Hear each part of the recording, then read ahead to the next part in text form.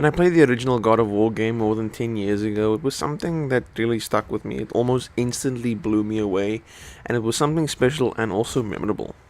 Over the years, there have been a few installments in the series, and they've all had their fair share of memorable moments. Fast forward to 2018, and the most recent God of War game has been released, and I never expected it to be this memorable or this special. This time around, the game focuses on a father and son journey and features a Kratos that no one has ever seen before or could have ever imagined. It's actually just an incredibly satisfying and emotional experience from start to finish. The game opens up with Kratos and Atreus mourning the loss of their wife and mother. Father and son are then tasked with fulfilling one single last wish, which seems to be a simple enough request at first, but it isn't long before things get a little complicated. I don't want to go into too much detail where the story is concerned, but just know that it's an amazing journey, from start to finish, both literally and emotionally.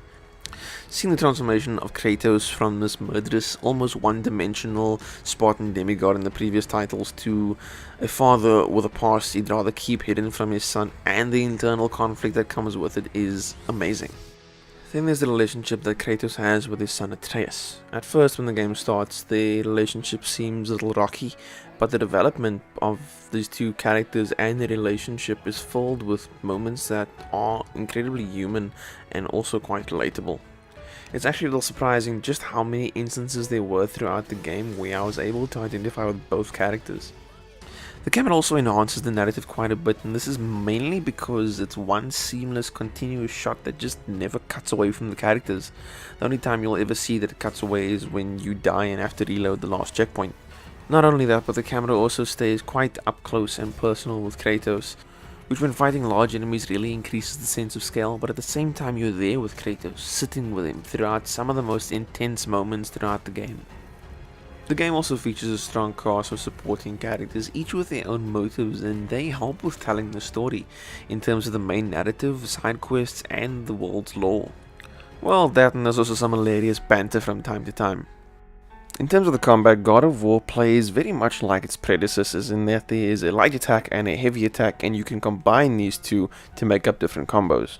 The main difference being that Kratos has a new weapon in the form of the Leviathan axe, and it is incredible. Just like Thor's hammer Mjolnir in the Marvel movies, Kratos is able to throw the axe and recall it as he wishes. And honestly, this is something that actually never gets old from start to finish. Throwing and recalling this axe is amazing, and using it in combat, it also adds a new level of strategy in terms of attacking enemies that are far away or keeping other enemies at bay. Additionally, almost every part of Kratos and Atreus' equipment can be customized and upgraded.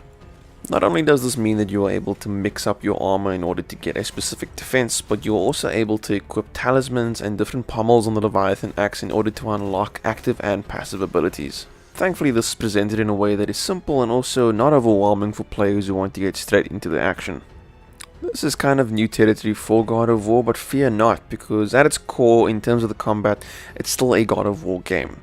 Combat is still a mixture of timing, combos, and also special attacks in order to overcome the many challenges the game has to offer.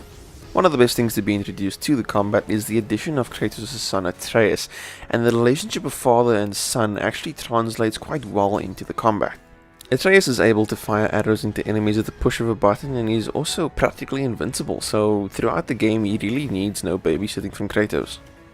Father and son work quite well together in a fight, and this actually gets better and better as you progress further into the game.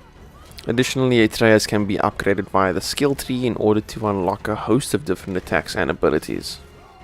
The boss fights in the game are as cinematic as they have always been, and they still do such a fantastic job at showcasing just how powerful Kratos is. Some of the massive bosses to feature in the game provide some of the most incredible set pieces to be seen. However, the human-sized enemies are the ones that put up the most fight and possibly offer the biggest challenge. While the game's narrative does tend to usher you in a specific direction, one thing that should be done is explore the world. There are interesting side quests, lore, and entire areas that can be missed if you don't take the chance to see everything that the world has to offer. Even the locations you can encounter make exploring worth it, as it's littered with figures from Norse mythology and is just a brilliant experience. God of War is an exceptionally pretty game. Be it the environment, the flashy visuals during combat, or the detail on the characters, it all looks great. And this is coming from someone who played the game on a launch PS4 and it still had me in awe. So whichever PS4 console you play the game on, either way you're in for a treat. From start to finish, the game runs incredibly smoothly. It does have the occasional frame rate hiccup here and there, but this happens fairly seldomly and it won't hamper your experience in the slightest. The game's audio is pretty much on par with its fantastic visuals. The score was composed by Bear McCreary and is actually one of the best game soundtracks I've ever heard. It truly hits all the right notes from start to finish, and it really complements the various scenes in the narrative and also the set pieces during gameplay. God of War features top-notch voice acting from its entire cast, but special mention does go to Christopher Judge for his performance as a much older, more mature Kratos, and also to Sonny Sulich for his portrayal of Atreus. God of War is a truly amazing game. I find the narrative to be both an adventure but also an emotionally moving experience. Thanks to the seamless continuous shot, I felt immersed in the story every time I sat down to play. The gameplay is tighter than it's ever been thanks to the new over-the-shoulder camera for Kratos, plus the Leviathan acts as a downright pleasure to use in battle, and throwing and recalling it is a constantly satisfying affair. The game's visuals also really impressed me, so much so that I just wanted to keep exploring in order to discover more of the world. It's definitely one of the best looking games in the PS4's library. The same can be said for the game's audio thanks to its unforgettable soundtrack and stellar cast of voice actors.